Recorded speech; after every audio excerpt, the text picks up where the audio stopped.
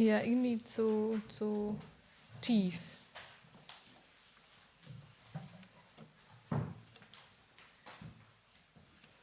Ist eigentlich so Standard, aber wenn du das... Standard, okay. Ja, Sind da die richtigen draußen? Weil die waren alle drin.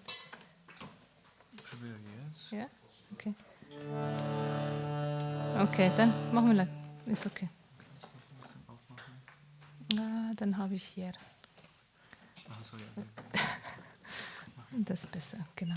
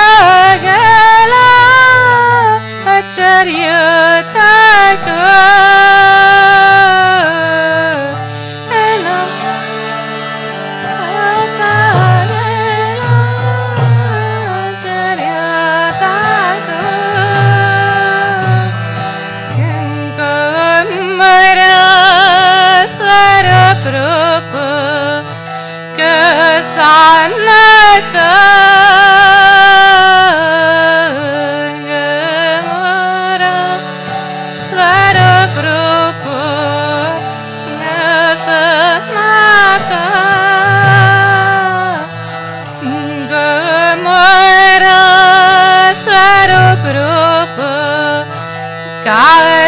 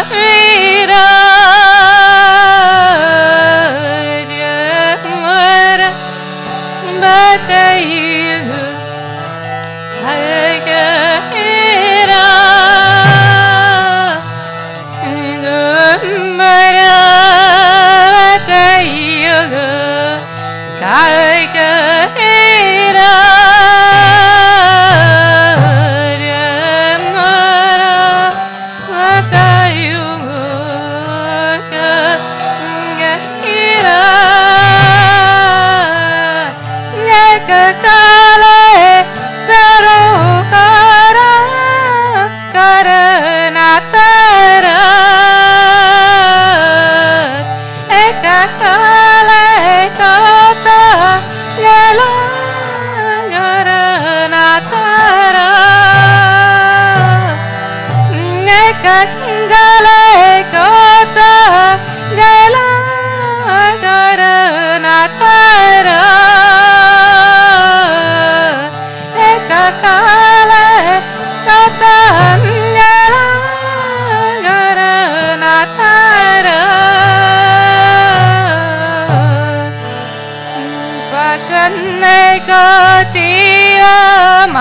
Pasha Anale Pashiva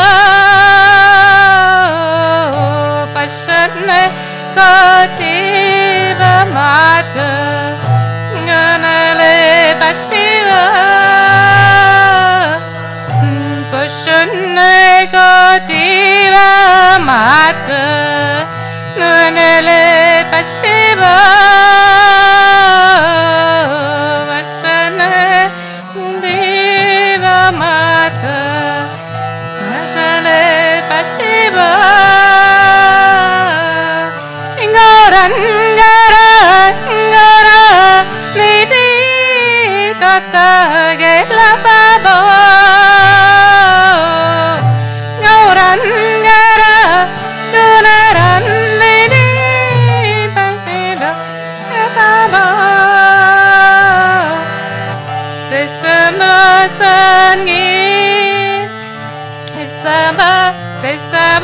Sangira sange yekailo ila sesabas gira sange yekailo ila sesabas gira sange yekailo ila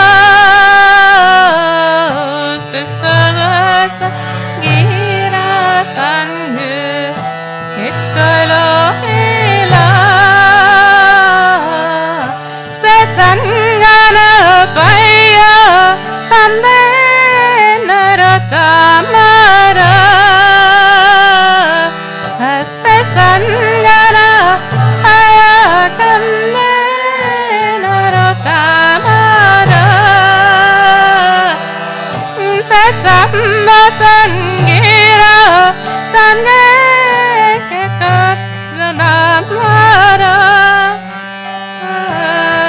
se sangara paya kante narotamara yanila prema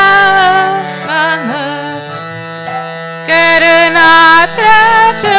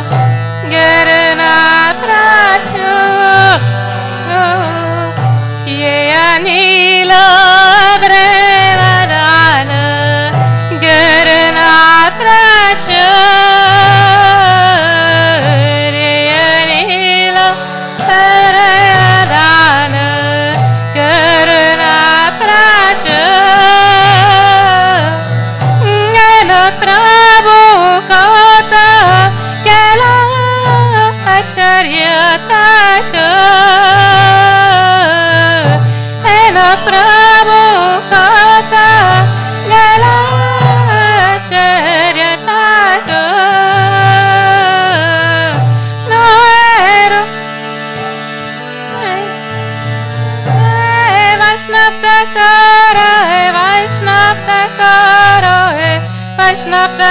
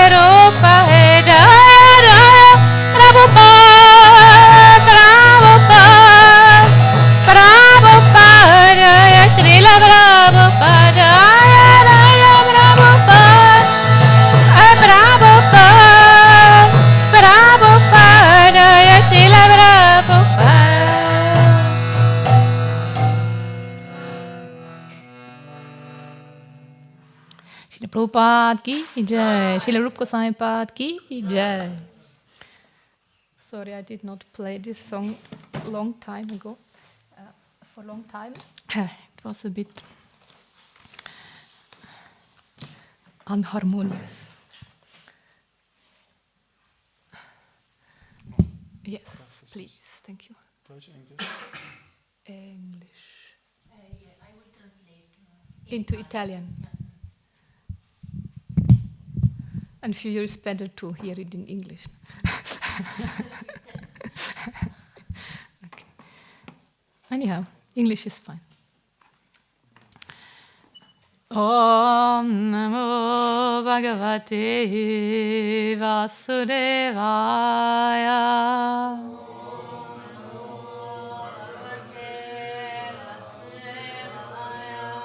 Om Namo Bhagavate Vasudevaya.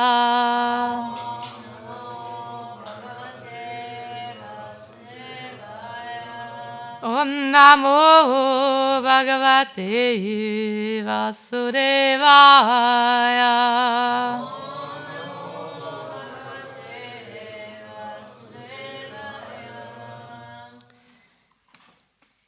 It's amazing how the Bhagavatam is responding with today's occasion. We will hear one verse spoken by Prithu Maharaj, which is fully in line with Srila Rupa Goswami. In this verse, he is asking for millions of years to hear about the pastimes of the Lord. And a similar verse was composed by Srila Rupa Goswami. He also desires to have millions of ears and millions of mouths to hear the holy name and to chant the holy name. And even Srila Prabhupada mentions Rupa Goswami in the purport. So it perfectly fits to the disappearance day of Srila Rupa Goswami. But first, let us go to the Bhagavatam. First, we will also then hear about Rupa Goswami. Today also is the disappearance day of Gauridas Pandit. We will also hear a little bit about him. We are in the 4th canto, Śrīmad-Bhāgavatam, 20th chapter, text 24. Yeah, this is too small. Nakamayena tatad abhya. Yeah. Nakamayena tatad abhyaham kvajin.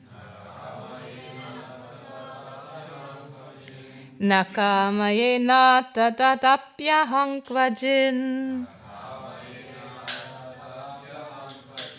Nayatra yushmat charanam bhujasava. Nayatra yushmat charanam bhujasava. Mahattamanta hridayan mukhachuto.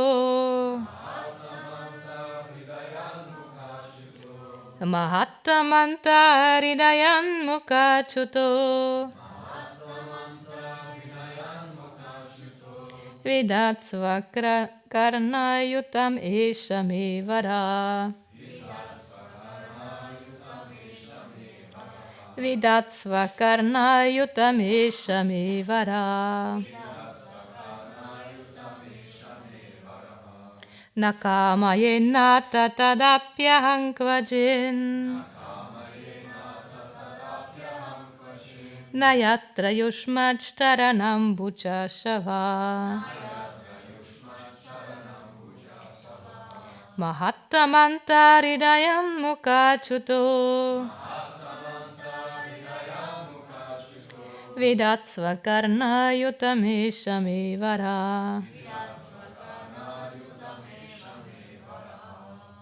Yes, please.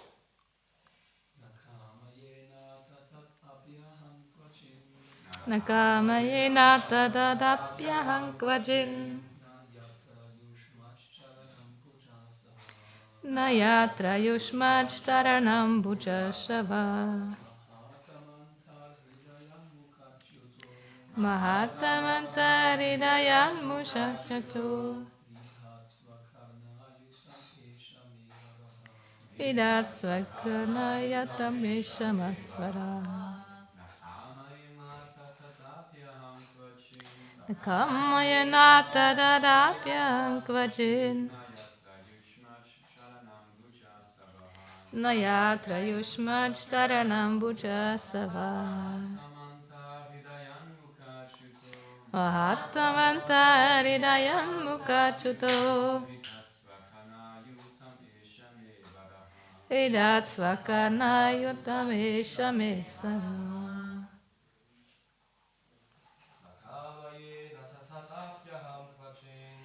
Kamayana tadadapyam kvajin.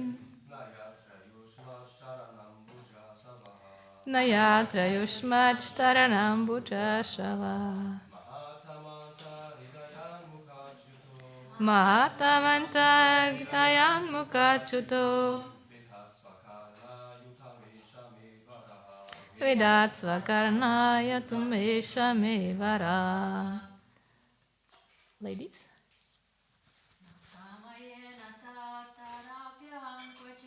Nakamayena tadadapyam kvajin. Nayatra yushmajtaranam bhujasvaha. Mahatamantaridayam mukachuto. Vidatsvakarnayatam eshamevara. Thank you. Word for word translation. Na, not. Kamaye, do I desire. Nata, O Master. Tat, that. Api, even. Aham, I. Kvachit, at any time. Na, not. Yatra, where. Yushmat, your. Charana ambuja, of the lotus feet. Asava, the nectarian beverage. Mahattamo, of the great devotees. Antaridayat, from the core of the heart. Mukha, from the mouths. Chuta, being delivered. Vidatsva, give. Karna, ears. Achutam, 1,000,000. Esha, this. Me, my. Vara, benediction. Translation and purport by His Divine Grace, A.C. Bhaktivedanta Swami Srila Prabhupada ki jai. My dear Lord, I therefore do not wish to have the benediction of merging into your existence, a benediction in which there is no existence of the nectarian beverage of your lotus feet. I want a benediction of at least 1,000,000 years, for thus I may be able to hear about the glories of your lotus feet from the mouths of your pure devotees. Shri Shri Prahlad Lakshmini Singha Bhagavan ki jai. Purport. In the previous verse, Maharaj Prithu addressed the Lord as Kaivalyapati, the master of the liberation of merging into his existence. This does not mean that he was anxious for Kaivalya liberation. That is made clear in this verse. My dear Lord, I do not want such benediction. Maharaj Prithu wanted to have 1,000,000 years, to hear the glories of the lotus feet of the Lord. He specifically mentioned that the glories of the Lord should emanate from the mouths of pure devotees who speak from the cores of their hearts. It is stated in the beginning of Śrīmad-Bhāgavatam 1.1.3, Shukhamukhat Amrita Drava Samyutam. The nectar of Śrīmad-Bhāgavatam became more relishable because it emanated from the mouth of Srila Shukadev Goswami. One might think that these glories of the Lord can be heard from anywhere, from the mouths of either devotees or non-devotees. But here it is specifically mentioned that the glories of the Lord must emanate from the mouths of pure devotees. Sri Sanatan Goswami has strictly prohibited hearing from the mouth of a non-devotee. There are many professional reciters of Śrīmad-Bhāgavatam who speak the narrations very ornamentally. But the pure devotee does not like to hear from them because such glorification of the Lord is simply a vibration of material sound. But when heard from the mouth of a pure devotee, glorification of the Lord is immediately effective. The words Satam Prasangan Mama Virya Sangvido, Bhagavatam 3:25-25, mean that glorification of the Lord is potent when uttered from the mouth of a pure devotee. The Lord has innumerable devotees all over the universe, and they have been glorifying the Lord since time immemorial and for an unlimited time. But still they cannot completely finish enumerating the glories of the Lord. Prithu Maharaj therefore wanted innumerable ears, as Rupa Goswami also desired to have millions of ears and millions of tongues to chant and hear the glorification of the Lord. In other words, if our ears are always engaged in hearing the glorification of the Lord, there will be no scope for hearing the Mayavad philosophy, which is doomed to spiritual progress. Sri Chaitanya Mahaprabhu said that if anyone hears from a Mayavadi philosopher preaching about the activities of the Lord, even if it is a description from the Vedic literature, he is ultimately doomed.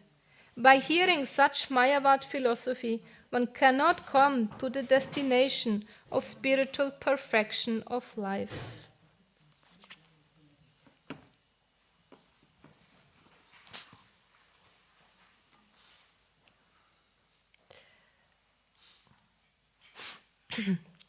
Mukam karoti vachalang pangung langayate girin yat kripa tangahang vande Shri Gurun dinataranam Om Jnanatimirandasya Jnananjana Shalakaya Chakshurun militangena Tasmai Shri Gurave Namaha Jai Shri Krishna Chaitanya Prabhu Nityananda Shri Advaita Gadadha Shri Vasadi Gaur Bhakta Vrinda Hare Krishna Krishna Krishna Hare Hare Hare Rama Rama Rama Hare Hare Hare Krishna Krishna Krishna Hare Hare Hare Rama Rama Rama Hare Hare.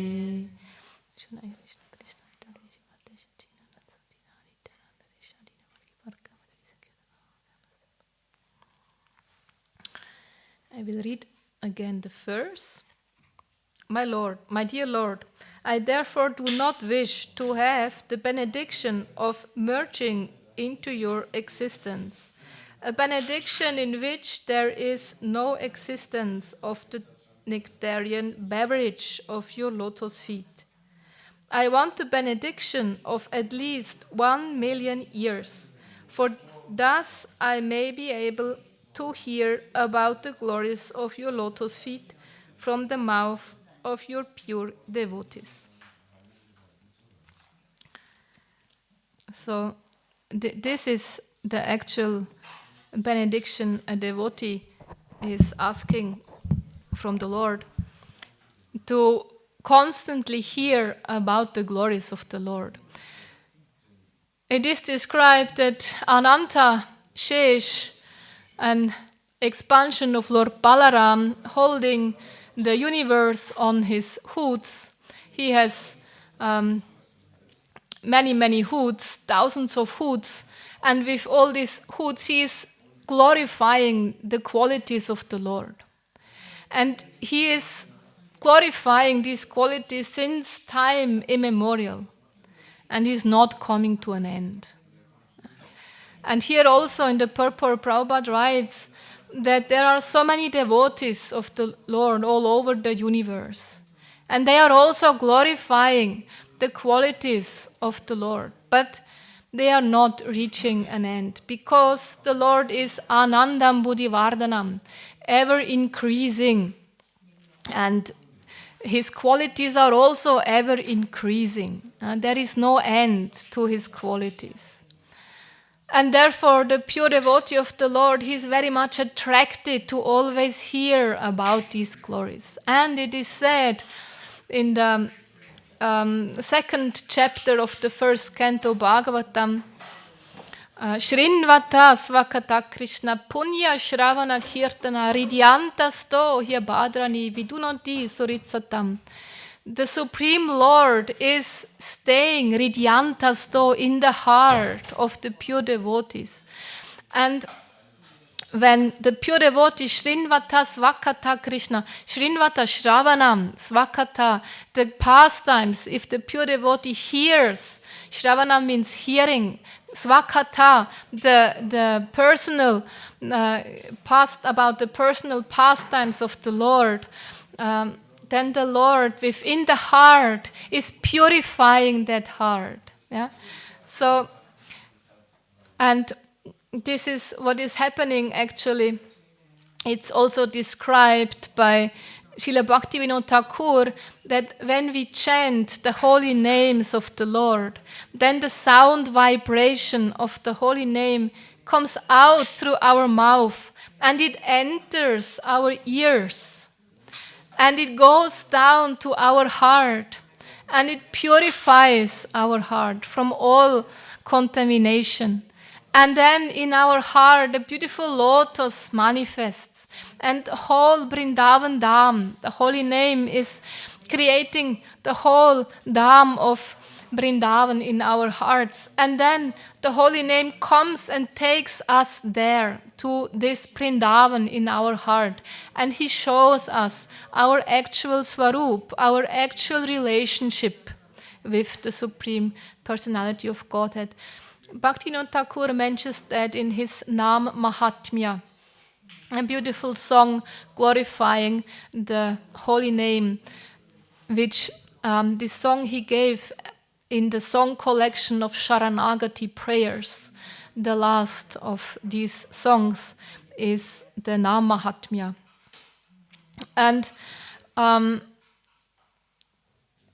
we have today a very, very auspicious day, very extraordinary day, very important day for us Gaudiya Vaishnavas.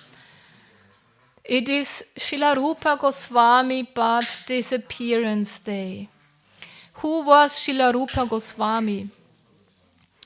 Actually, in his spiritual form, in his eternal form, he is an eternal servant of Srimati Radharani. He is Rupa Manjari. In this form, he is present in all the pastimes of Radha and Krishna.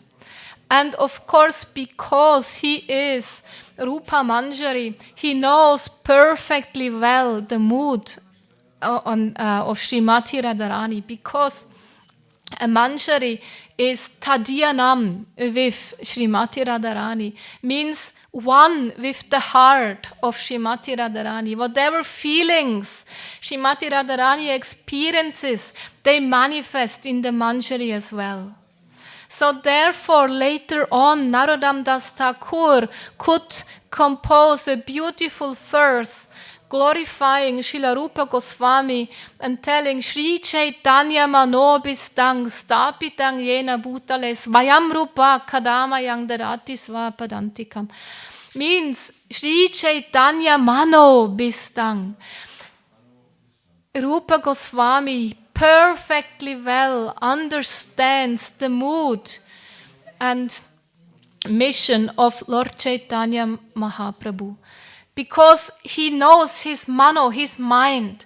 Why? Because Lord Chaitanya is Krishna in the mood of Srimati Radharani. And because Rupa Goswami is in his eternal form, Rupa Manjari, he knows perfectly well the mood of Srimati Radharani. Yeah? Therefore, he could express that. Shri Chaitanya Manobistang, the wonderful mood of Lord Chaitanya. He was the one who caught it the best, and therefore he is also called the Ras Acharya, the one who is describing the transcendental mellows of the relationship amongst between the Lord and his dear associates.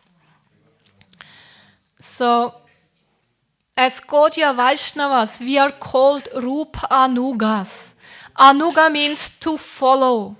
We are followers of Srila Rupa Goswami, who was the brother of Sanatan and Anupam Goswamis. They were living in Ramakeli. Rupa and Sanatan were employed in the service of Hussein Shah. He wanted the two of them because he dared actually to kill all the Vaishnavas if the two of them would not come to assist in his services, because they were highly intelligent personalities. They knew many languages and different sciences. So Hussein Shah wanted the two of them to help in his reign. And the Sanatan Goswami, he became the private secretary, the treasurer, and Rupa Goswami, he was the private secretary of Hussein Shah. Then it so happened that Lord Chaitanya had a desire to go to Vrindavan. And there was one devotee, his name was Nishingananda Brahmachari. He was constructing Mahaprabhu's path in the mind, arranging everything very beautifully with trees and ponds and animals and lotus flowers on the ponds. So that Mahaprabhu was delighted by walking on the path to Vrindavan. But he was reaching only up to a certain place, which is called Kanai Natashala. And Kanai Natashala is near to Ramakeli. And he told to his friends, this time Mahaprabhu will not go beyond Kanai Natashala. He will not go to Vrindavan. And his friends, they were just laughing at him. How could he know? He was just constructing this path in his mind. So how could he know that Mahaprabhu is not going to Vrindavan? But actually that was the case. Mahaprabhu just went to Ramakeli that time because it was his intention to meet with Rupa and Sanatan. And he initiated the two of them and gave them their spiritual names, Rupa and Sanatan. And that was the first meeting of Rupa with Lord Chaitanya. Later on, there were 2 more meetings of Rupa Goswami with Lord Chaitanya. One was in Prayag, where Lord Chaitanya gave instructions to Rupa Goswami for 10 days. And there it was where Lord Chaitanya instructed Rupa Goswami in Ras Tattva, in the truth about rasa, about the transcendental mellows of the different relationships with the devotees and the Supreme Personality of Godhead. Rupa Goswami wrote the book. After that, he wrote Bhakti Ras Amrita Sindhu. The Sindhu, the ocean, the Amrita, the nectarian ocean of rasa, of the transcendental mellows, of the relationships between Krishna and his associates. And Srila Prabhupada, he gave us actually this book in the form of nectar of devotion. Yeah? And he said that this book is the law book for ISKCON. Yeah? This should be the basis where we get instruction about sadhana, bhakti, and also the different parts or the different rasas, the 5 main rasas as Shanta, Dasya, Sakya, Vatsalya and Madhurya, the 5 main rasas. We call them sthai bhavas, the bhavas who are fixed. Each soul has one of these sthai bhavas towards the Lord. They are fixed. And then there are secondary 7 secondary rasas, which are emotions which are coming and going. They are not in the same way fixed as the 5 main rasas. So Rupa Goswami, he was explaining all of that in great detail. Even actually for the Madhurya Ras, he wrote a whole complete book, which is even as thick as Bhakti Rasamrita Sindhu. He wrote Ujjvala Nilamani. This is a book where he is describing only about Madhurya Ras, the highest relationship possible amongst the associates of the Lord, which is the rasa of the gopis in relationship with Krishna. And he mentioned that Madhurya Ras only shortly in his book Bhakti Rasamrita Sindhu, and then he elaborated on it fully in all details in Ujjvala Nilamani. So Rupa Goswami, he became the Ras Acharya, the one expert in the relationships in all these different rasas with the Lord. And Rupa Goswami also is the Acharya for Abhideya Gyan. Abhideya is the process of devotional service. How to perform devotional service. He wrote elaborately on that also in his Bhakti Rasamrita Sindhu. He wrote about 64 items or angas, parts of devotional service. How we can perform devotional service.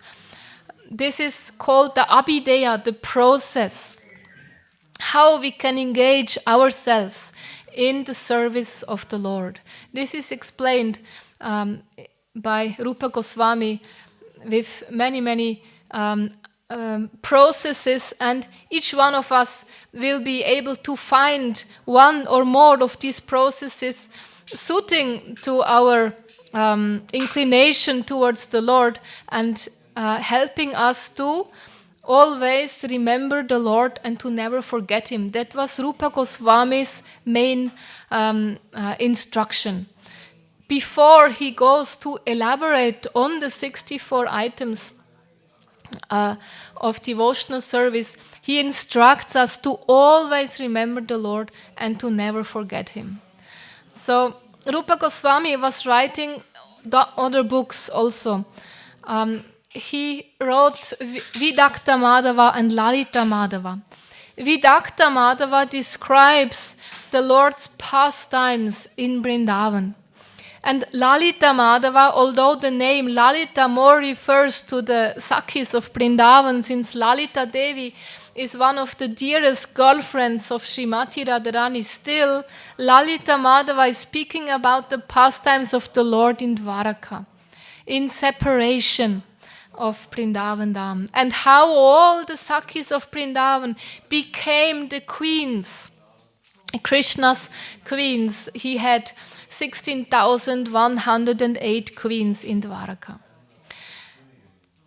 Rupa Goswami, after he met Lord Chaitanya Mahaprabhu in Prayag, he continued to Vrindavan. He got the instruction of Mahaprabhu to erect temples of worship and to also write books on the transcendental topic of rasa, and also to find pastime places of the Lord where Radha and Krishna were displaying their divine pastimes. So Rupa Goswami, he actually found Govinda, the Govinda deity, who was buried under a hill where today we find Rupa Goswami's temple, where he was then establishing Radha Gopinath and worshipping them in an elaborate way. He did not know actually how to find a deity, and he was told that he should look under that hill, because every day in the morning a cow came to that hill and she left milk from her udder without someone milking her. Yeah, and then Rupa Goswami got informed. He understood there is the place we should dig, and there we will find the deity of Govinda Dev. And he asked help from the Brijbasis to dig at that spot, and truly they found the beautiful deity of Govinda Dev, which is still nowadays worshipped in Jaipur. Yeah? Govinda Dev was brought to Jaipur when the Moguls attacked Vrindavan. And there in Jaipur, he got a beautiful temple and he's very lovingly worshipped by the inhabitants of Jaipur. So, Rupa Goswami, when he was writing his Vidakta Madhava, actually he had the desire to write only one book. He wanted to put everything in one book. He wanted to have the meeting of the Lord in Vrindavan with his devotees, plus the separation of the Lord in Dwaraka in one book. And after he had that desire, he went to Jagannath Puri to see Mahaprabhu for a third time. And while on his way to Jagannath Puri, he came through Satyabhamapur. Yeah? Satyabhama actually is one of the names of Lord Krishna's queens, actually the main queen in Dwaraka, and she is non-different than Srimati Radharani. So she appeared in the heart of Rupa Goswami and told him, write 2 books. It's better to write 2 books. And when he came to Jagannath Puri, also Mahaprabhu told him, don't put the meeting and the separation in one book. Krishna never leaves Vrindavan. Vrindavan, Krishna always remains in Vrindavan. The one who is in Dwaraka, this is Vasudev Krishna, Dwaraka Krishna. And he should have a different book written about him, and don't put the 2 in one book. Krishna is never leaving Vrindavan. And then Rupa Goswami came up with the idea, okay, he will write Vidakta Madhava for the pastimes of Vrindavan, and Lalita Madhava for the pastimes outside of Vrindavan. And while he was writing Vidakta Madhava, he wrote one beautiful verse which I would like to share with you. This verse is there in Vidakta Madhava, and it is also there quoted in Chaitanya Charitamrita, Antya Lila, chapter 1, text 99. Actually, in this chapter, Antya Lila, chapter 1, it is recited 2 times.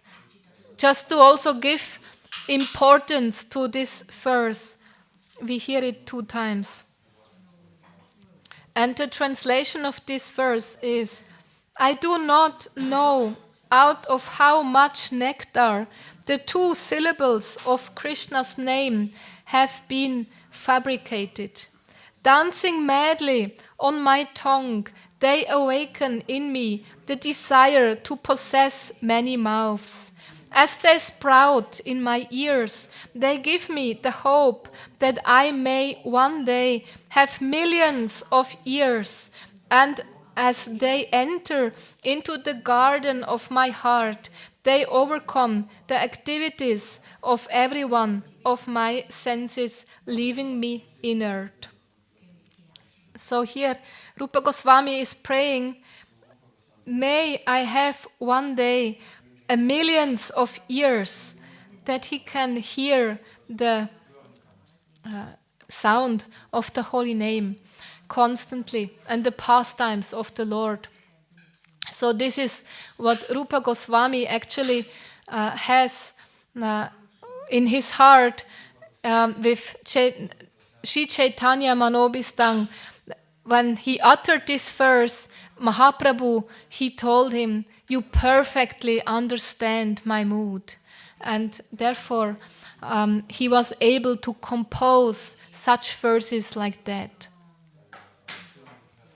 There are other verses also expressing the mood of Lord Chaitanya Mahaprabhu when he was dancing in front of the Ratha Yatra cart. Then Mahaprabhu was reciting one verse that actually I am the same, and I'm the same lover, and Jagannath is the same, Krishna is the same lover.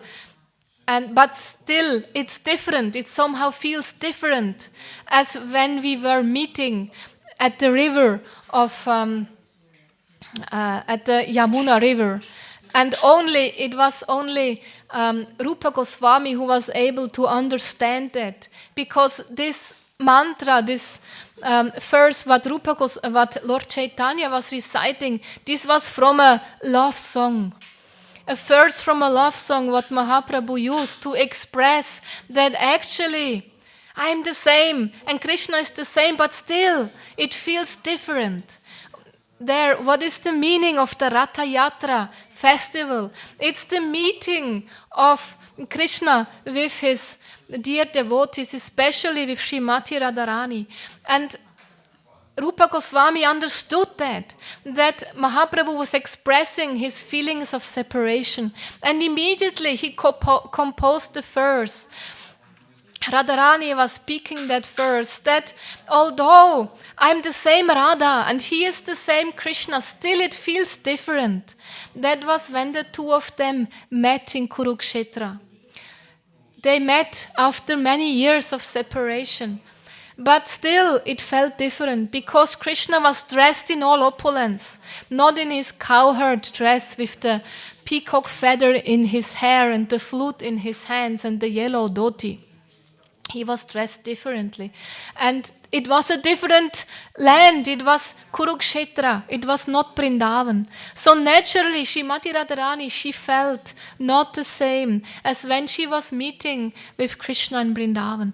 And Rupa Goswami understood that Mahaprabhu was in this feeling of separation. And immediately he composed that verse. And Rupa Goswami then was glorified as Sri Chaitanya Manobistang, as the one who perfectly well knows the mano, the mind of Lord Chaitanya. So he has his disappearance day to day. And it is said that actually the acharyas, they are glorified when they have their disappearance. When they appear, one doesn't yet know about their glories. But when they disappear, they have behind them all the manifestation of their deep emotions and feelings towards Radha and Krishna, and especially Rupa Goswami. His samadhi is there in the Radha Damodara temple in Vrindavan. This is the place where Srila Prabhupada spent his years before he came to the West to spread Krishna consciousness. He spent around 10 or 12 years in the Radha Damodar temple. Still nowadays, when we go there, we can find his rooms. Still, Prabhupada is worshipped there in his murti form very nicely. Prabhupada had 2 rooms there. One was his sleeping room and one was his kitchen. And from his kitchen, he had a window pointing out to the courtyard of the Radha Damodar temple. And there was the samadhi of Srila Rupa Goswami and also his bhajan kutir. And it said that Prabhupada was weeping in front of the samadhi of Srila Rupa Goswami every night, and he was brushing the floor with a broom, and one Baba who was living nearby, who had his room on the other side, also with a window going out on the courtyard of Radha Damodar temple, he heard these weeping sounds every night. And one night he could not anymore stay in bed. He got up and he looked out of the window to see who is that sound coming, where is that sound coming from? And he saw Prabhupada in front of the samadhi of Rupa Goswami, sweeping the ground and crying and praying. He was actually praying for empowerment, of Rupa Goswami's empowerment when he is now going to the West, that he will be able to be in line and an instrument of Rupa Goswami and spread the same message and mission what Rupa Goswami brought us. And therefore Prabhupada, he gave us the nectar of instruction and the nectar of devotion, and also the nectar of instruction, which is actually just an 11-verse scripture, very short, but it's Krishna consciousness in a nutshell. It takes us from where we are, from our conditioned nature, and brings us within 11 verses through a wonderful journey right there at the highest spot, higher even than the Vaikuntha planets. It is mentioned in these verses that the Vaikuntha planets are even lower than the spiritual Vrindavan manifested on this planet. And of Vrindavan Dham, which is manifest on this planet, Sri Radha Kund is most sublime. So Rupa Goswami in these only 11 verses, and Prabhupada even asked the devotees to distribute this book on the streets. Imagine 2 persons who have no idea about Krishna consciousness. But because this book is picking us up from our situation where we are now in our conditioned nature and brings us step by step to that highest realm, the banks of Sri Radhakund. It is also for those who enter, actually, who get in contact with Krishna consciousness, a nice, very helpful booklet to get an understanding of what Krishna consciousness is all about. And in the introduction to this book, Prabhupada writes, we are actually all Rupanugas. We are followers of Srila Rupa Goswami, who is in his spiritual form, Sri Rupa Manjari, a dear, most dear maidservant of Srimati Radharani. So this his disappearance day is today, and we can pray to him. At his disappearance, the acharyas are most merciful and they are giving blessings very easily. So it's recommended today to pray to Rupa Goswami that our Gaudiya Vaishnava philosophy gets revealed in our heart, that we get an understanding about Ras Tattva and the desire to walk that path with all seriousness and to reach our eternal goal at the lotus feet of Radha and Krishna in Goloka Vrindavan. Now, I would like to speak a few words also about Gauridas Pandit. He has his disappearance day today as well. Gauridas Pandit was an associate of Mahaprabhu. And actually in his Vrindavan pastimes, he was one of the 12 Gopas. And it is said he was Subal. Yeah? Gauridas Pandit was Subal in his spiritual form in the pastimes of Radha and Krishna in Goloka Vrindavan. And he came to Navadvip, actually to Ambika Kalna. He was residing there just some distance from Navadvip, 20 minutes nowadays if one takes the train. And his brother also was living there, Suryadas. Suryadas was also a very special soul. He had 2 daughters, Vasudha and Chanava, and these became the 2 wives of Lord Nityananda. Both of them were in Sakyaras, yeah? Naturally, because Gauridas Pandit in his spiritual form was a Sakha. He was a boyfriend of the Lord. So Gauridas Pandit, he was very devoted to Lord Chaitanya. And when Mahaprabhu took sannyas, he felt separation. He was thinking, oh, now he will not be able anymore to have the darshan of Mahaprabhu.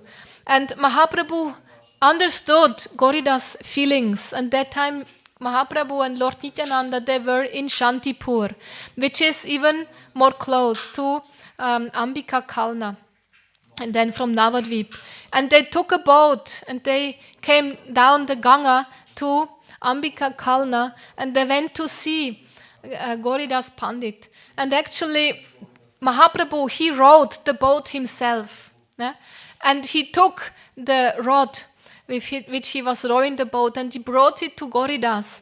And he told him, you please take that rod.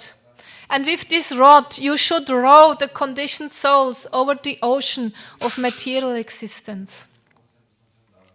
And also, that time, they brought Gornitai deities. Some stories say that Mahaprabhu and Lord Nityananda brought Gornitai deities to Gauridas Pandit, but other stories go that actually Mahaprabhu instructed Gauridas, make deities from us, from neem wood.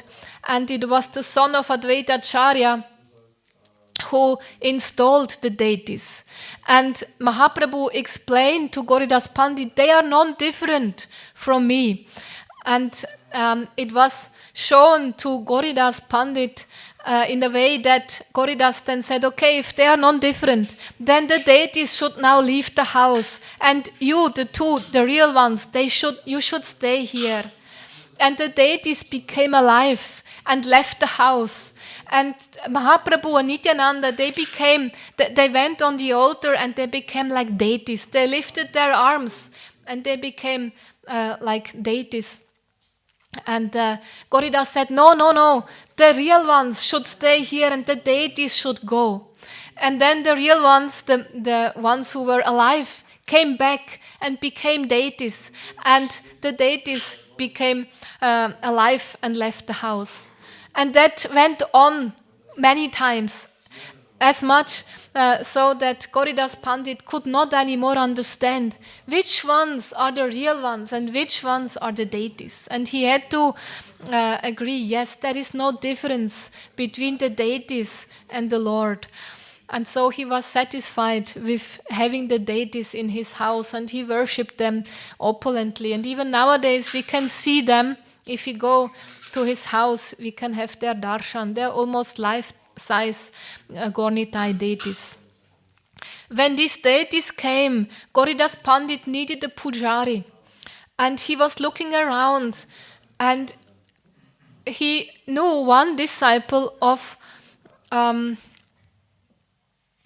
Gadadhar Pandit. It was Hridayananda. And he asked Gadadhar, please, may I have Hridayananda? Can you give him to me? And Gadadhar agreed, and Hridayananda came as a priest, as a pujari of Gaur-Nitai, and he was worshipping these deities for long period. And there was an occasion, actually the appearance day of Mahaprabhu, and Gauridas told to Hridayananda, we will make a celebration, and I will now go and collect alms, to have a big celebration, a big feast going on. And meanwhile, Hridayananda was continuing the worship, but he was already informing all the saints around to come for that occasion, because he understood Gauridas was a little bit late. He was delayed in coming back. And if he comes late, all the saints would not be able to be informed on time for that occasion, that celebration. So he already arranged everything. And when Gauridas came back, it was just one day before the festival. And Hridayananda told him, I arranged already everything is set. And Gauridas became very angry. He said, what?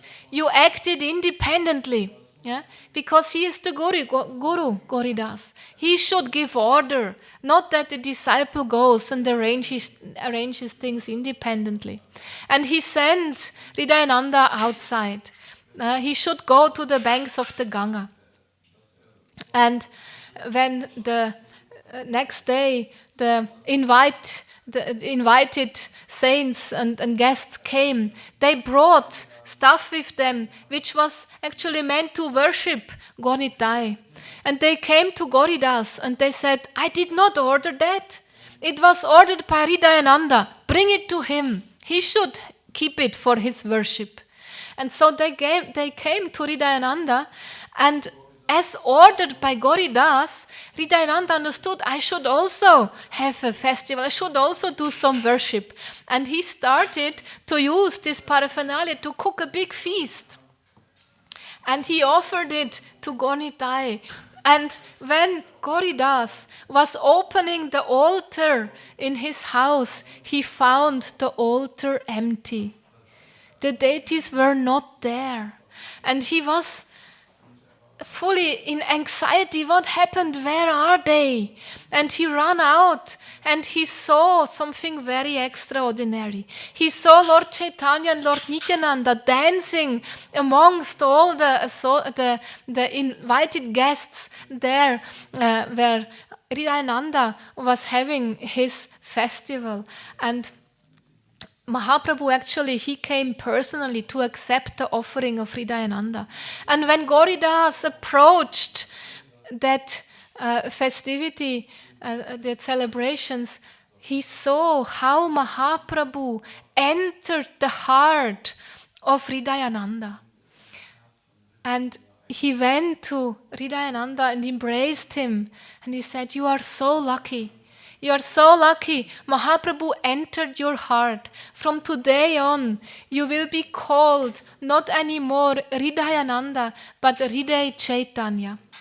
Hriday is the heart, and Chaitanya as to indicate that Lord Chaitanya personally entered the heart of Hridayananda.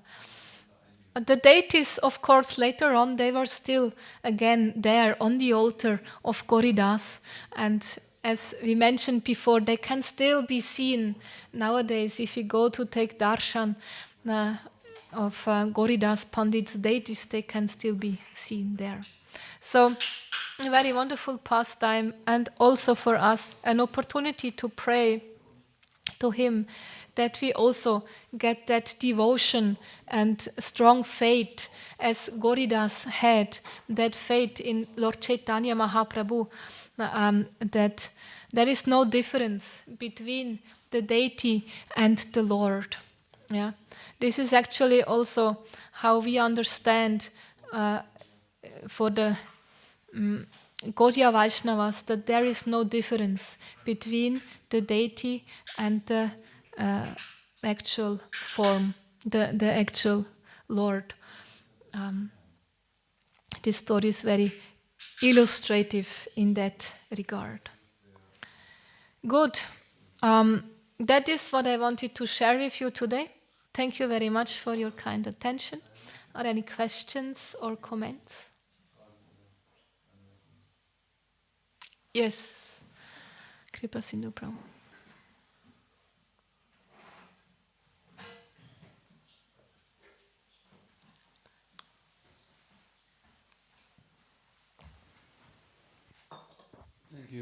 Thank you, Mataji, for your lecture. Hare Krishna. Hridaya Chaitanya, we know him later, he became the spiritual master of Krishna Dukhidas. And Dukha Krishna Das, yeah. Dukha Krishna Das. Later, Dukhi Krishna. Yeah. And you mentioned now that Chaitanya Mahaprabhu, he entered his heart.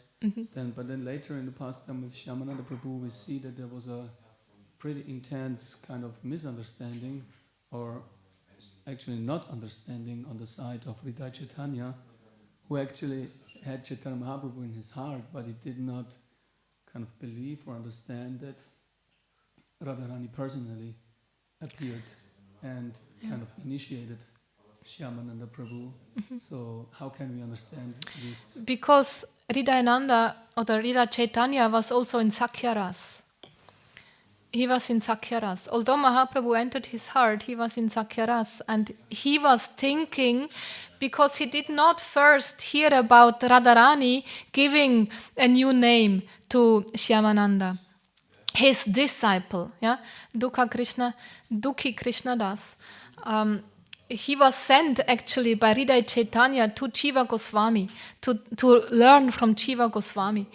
And Jiva Goswami gave him the instruction, you go every day and you sweep the ground in Nidhivan, where Radha and Krishna every morning meet. Every night actually they have their pastimes there. And one morning he found an ankle bell, very, very precious ankle bell. And he understood this cannot be from an ordinary person. Lalita Sakhi in disguise of an elderly lady came and approached him and said, did you maybe find something like my grandchild? She lost her ankle bell by her dancing here last night. Maybe you found something like that. And Dukhi Krishnadasi said, I cannot believe that you have a granddaughter which can afford such a precious ankle bell, because the elderly lady looked very poor and simple.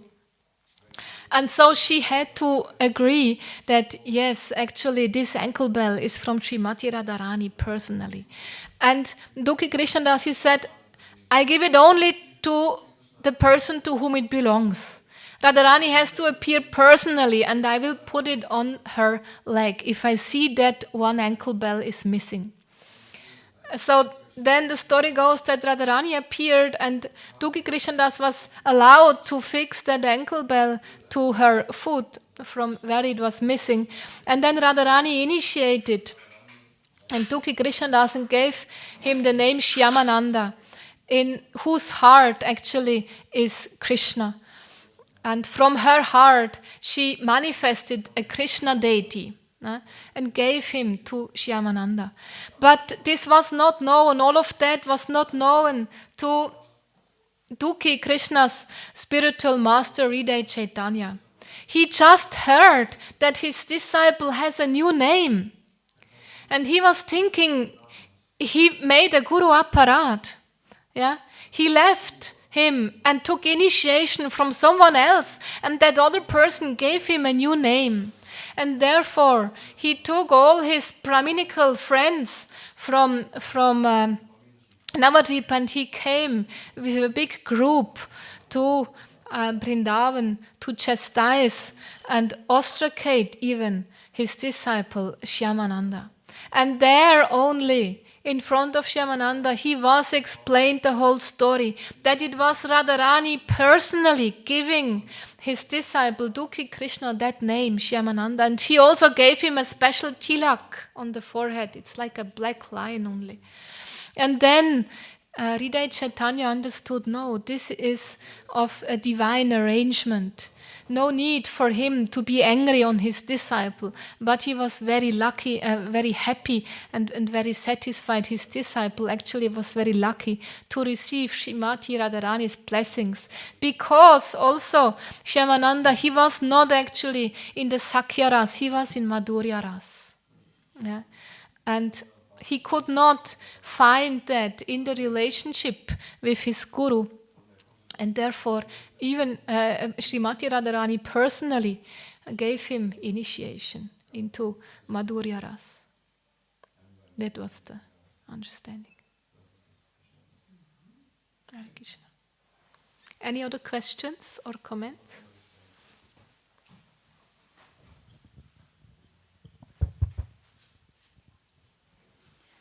Hare Krishna. Hare Krishna. Dear Damodara Priya Mataji, thank you very much for this inspired lecture.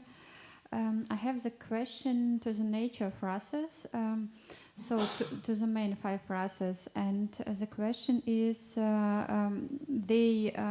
so for example, if we are we have one rasa, and then rasas, they change during the life, or the soul has always the same rasa? This is taibhav. This is fixed, yeah, and it's not kind of changing. We may, due to our conditionings, feel some or have some attraction towards one of these rasas, but this is still on the so to say mental platform. It's not really these high topics, they are revealed actually, it is said, some first insights are there only on the level of nishta and ruchi. Yeah, when we are over the level of anartha nivritti, we gain regularity in our service and even gain some taste. There it is said we get the first spurtis, the first insights of our true relationship with the Lord. Yeah? And that is fixed. Yeah. Yes? Hare Krishna.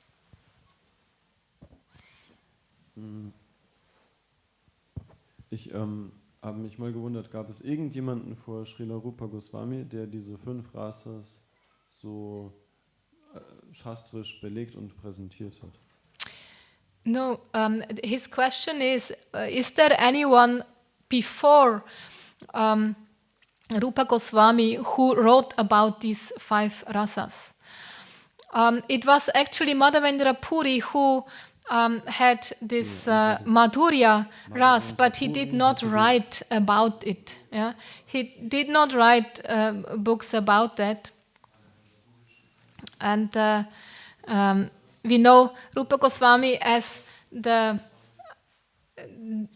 Acharya in regards to rasas. That there was no literature before describing at all the 5 rasas, and especially not in that detail description of what Rupa Goswami did. So we could say that this is the unique feature or something? Yes, definitely. Therefore, Rupa Goswami is also called Ras Acharya. Yeah.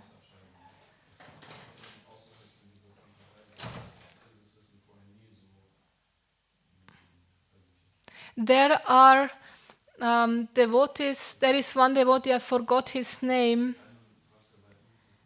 He wrote a book about Sakya Ras. And it's quite funny, I have that book also. He mentions Sakya Ras as the highest Ras. And it is kind of parallel scripture to Bhakti Rasamrita Sindhu, because how he built it up, it is in a similar way as Bhakti Rasamrita Sindhu, and he describes everything similar, just with the main rasa as Sakya Ras. Yeah? So because he was in the Sakya Ras, that devotee, and described it in such a way. But that was after Rupa Goswami. Yeah.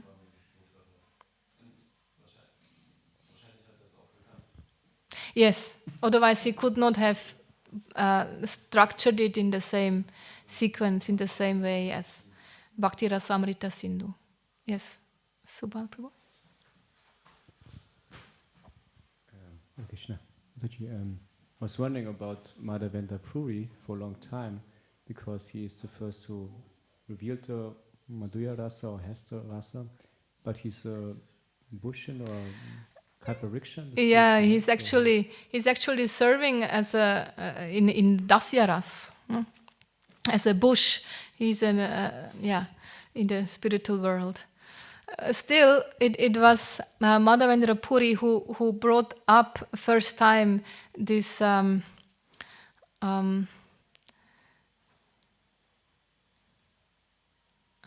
to say that